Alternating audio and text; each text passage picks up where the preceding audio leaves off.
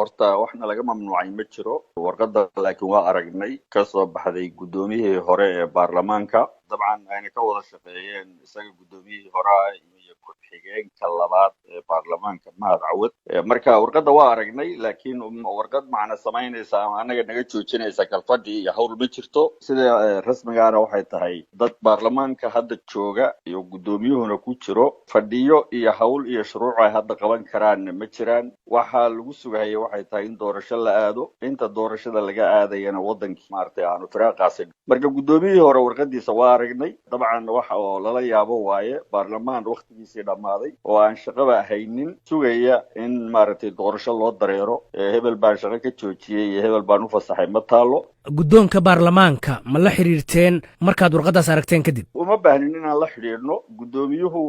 sac baktiyey ayuu doonayaa inuu caana ka maalo isaga iyo guddoomiye ku-xigeenka labaad ee baarlamaanka mahad cawad marka niman sac baktiyey oo mar hore dhintay doonaya inay caana ka maalaan weeye warkooda macnaha u samaynayaana laakiin idinka waxaa laidinku eedeynayaa in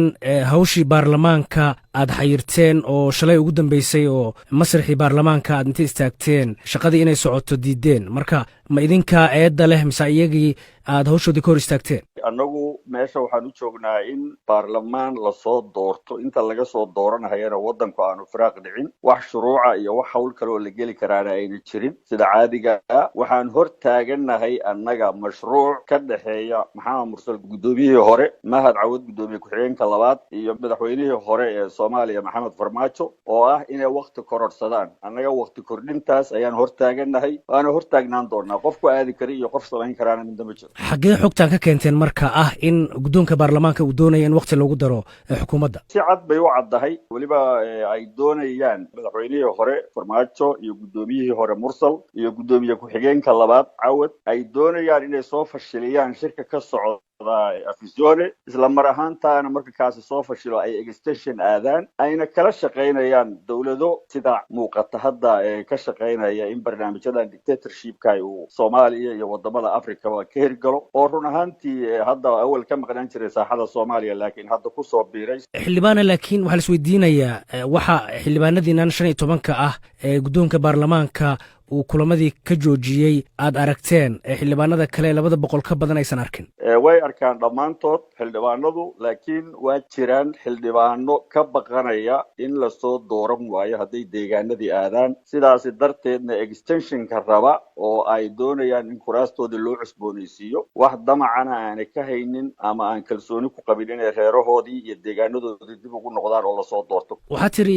in firaaq uusan dhicin baa meesha u joognaa marka haddaadan shaqaynayn firaaqi wuuba jiraa soo maaha wuu jiraa dabcan oo firaaqi waa taagan yahay laakiin baarlamaanku shuruuc cusub iyo go'aamo oo masiiriya ma qaadan karaan marka laga tago inay daily activitieska jira keliya ay sii controlaan oo manage gareeyaan marka xaaladda maalintaa taagan haddii aad maarayn kartaan wax walba maarayn kartaan soomaaliya maalin walba wax baa taagane maya waxna waxay tahay in shuruucda wax laga bedelo oo shuruuc cusub lasoo saaro waxna waa wixii hore u jiray in lagu shaqeeyo wixii hore u socday in lagu shaqeeyo oo waddanku aanu dowlad la-aan noqonin wataa waa ra'yi waana barnaamijkaa waa la wadaa laakiin baarlamaan waxaa loogu talagelay inuu shuruuc bedelo ama shuruuc keeno ama shuruuc cusub soo kordhiyo marka baarlamaanka legitimacyga ama waktigii uu ka dhammaaday ma samayn karaan taas marka taa waa halkaas xildhibaane marka dadka qaar baa waxay ku doodayaan xildhibaan xidig iyo xildhibaanada kale ee isku ra'yiga yihiin hadday u arkaan in baarlamaankan uusan sharci ahayn oo waktigiisi u dhammaaday may bannaanka soo istaagaan oo dadka u caddeeyaan oo iscasilaan halkii baarlamaanka hawshiisa ay xayiri lahaayeen cabdifataaxow